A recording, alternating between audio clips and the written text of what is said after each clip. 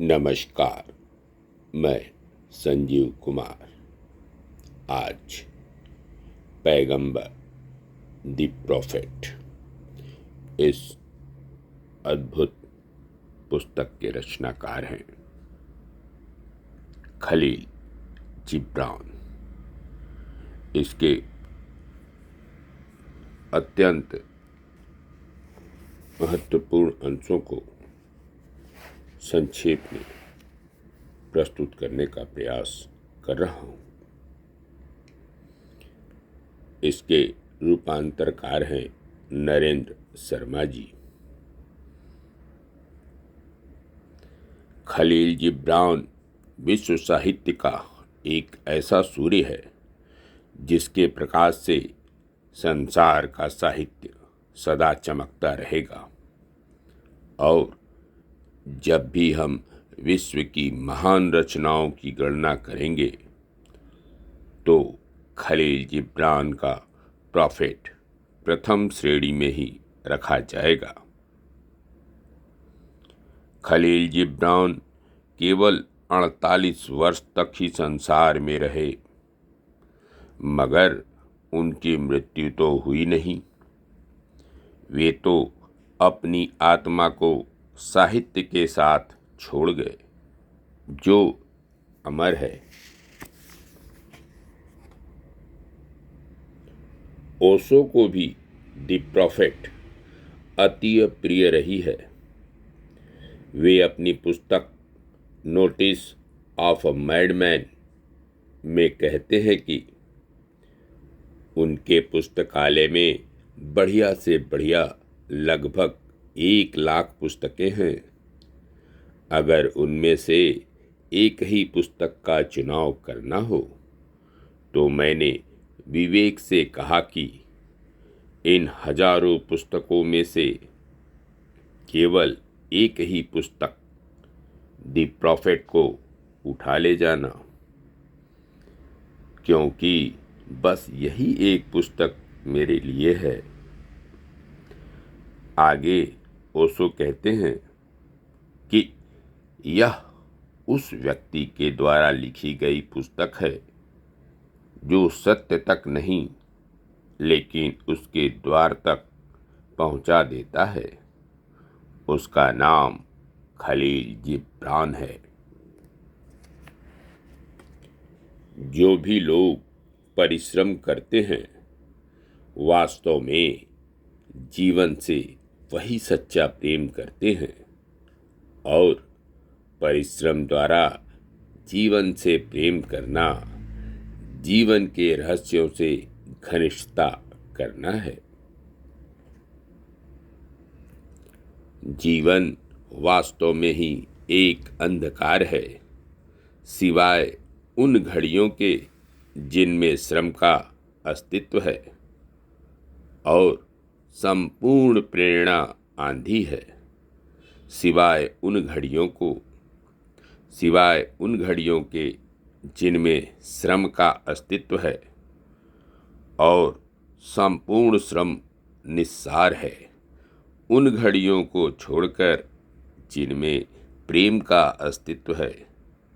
और जब तुम लोग प्रेम पूर्वक सच्चे मन से परिश्रम करते हो तब तुम अपने आप से, एक दूसरे से और प्रभु से संयोग की गांठ से बंधते हो।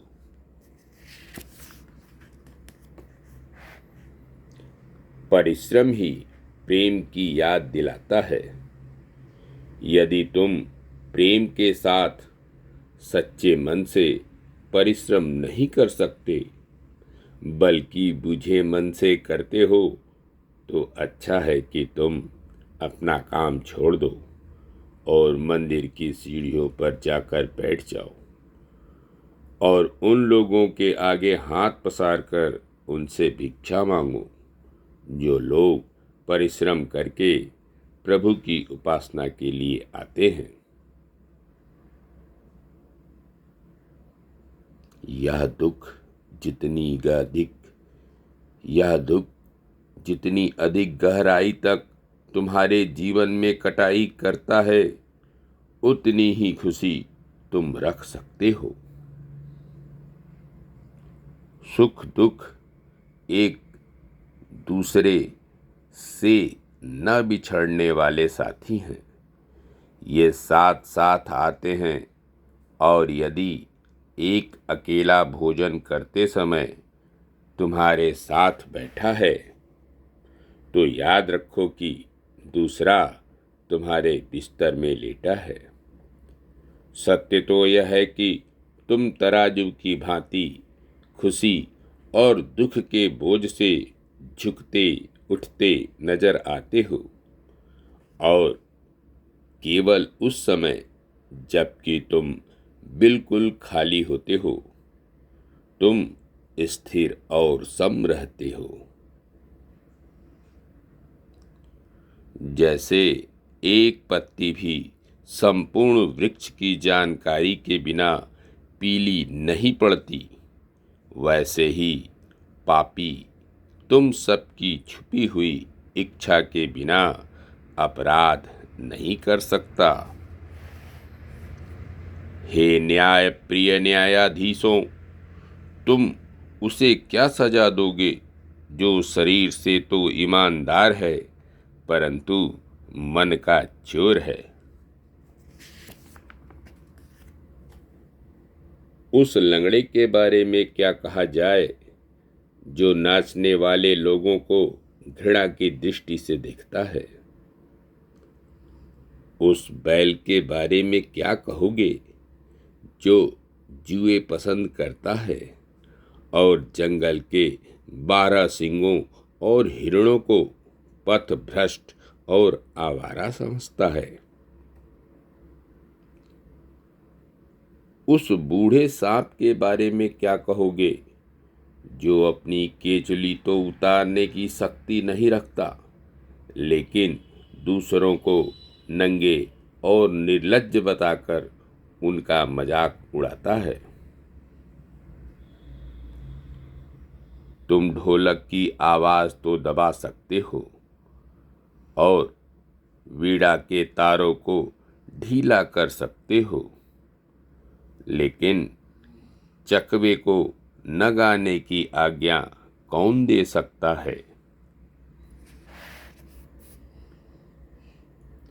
तुम आजाद तभी होगे जब आजाद होने की इच्छा भी तुम्हें बंधन जान पड़ेगी।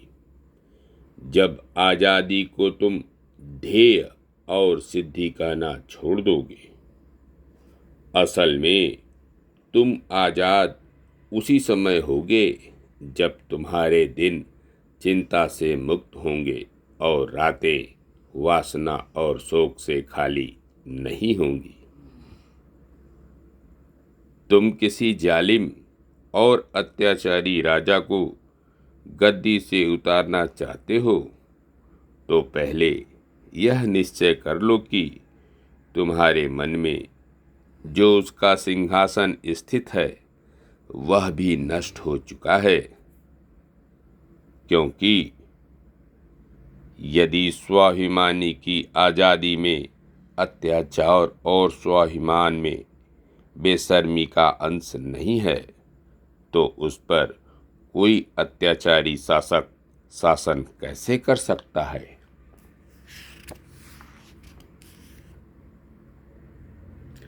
तुम किसी चिंता को उतार फेंकना चाहते हो, परंतु उस चिंता को तुमने स्वयं चुना है, किसी ने भी उसे तुम पर लादा नहीं। तुम किसी डर को भगाना चाहते हो, परंतु यह नहीं जानते कि उसका ठिकाना तो आपके मन में ही है। जब तुम्हारी आज़ादी अपनी बेड़ियों को तोड़ देती है, तब उच्चतर आज़ादी के लिए बेड़ियां बन जाती हैं।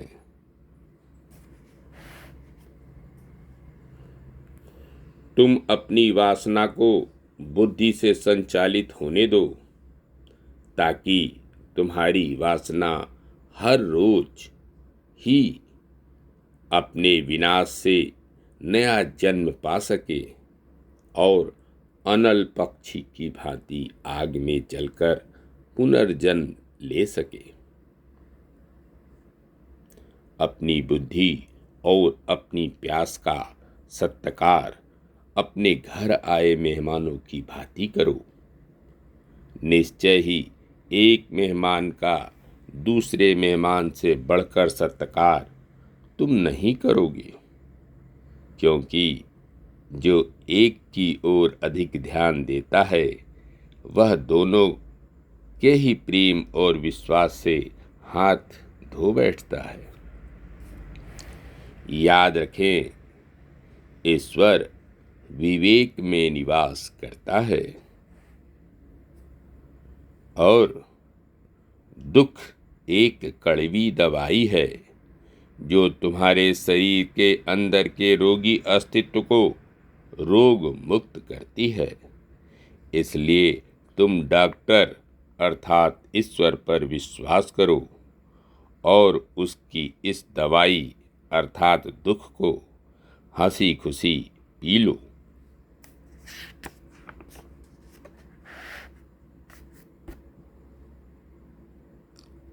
खगोल शास्त्री अपने आकाश संबंधी ज्ञान के विषय में तुमसे चर्चा कर सकता है, किंतु वह अपना ज्ञान तुम्हें प्रदान नहीं कर सकता। हे विद्वान, जब तुम अपने मन के एकांत में और अधिक निवास नहीं कर सकते, तब तुम अपने ओठों पर वास करते हो और वाणी परिवर्तन तथा मनोरंजन का साधन है और तुम्हारी अधिकांश उपदेशों में विचार का कचूमर निकाल दिया जाता है, क्योंकि विचार आकाश पर उड़ने वाला पक्षी है जो शब्द के पिंजरे में अपने पंख भले ही फड़फड़ा ले परंतु उड़ नहीं सकता। अंत में तुम्हारा यह शरीर तुम्हारी आत्मा का साज है और यह तो तुम्हारे अपने हाथ की बात है कि तुम इस साज पर मधुर गीत सुनते हो या फिर उदासी के स्वर। धन्यवाद। नमस्कार। मैं संजीव कुमार।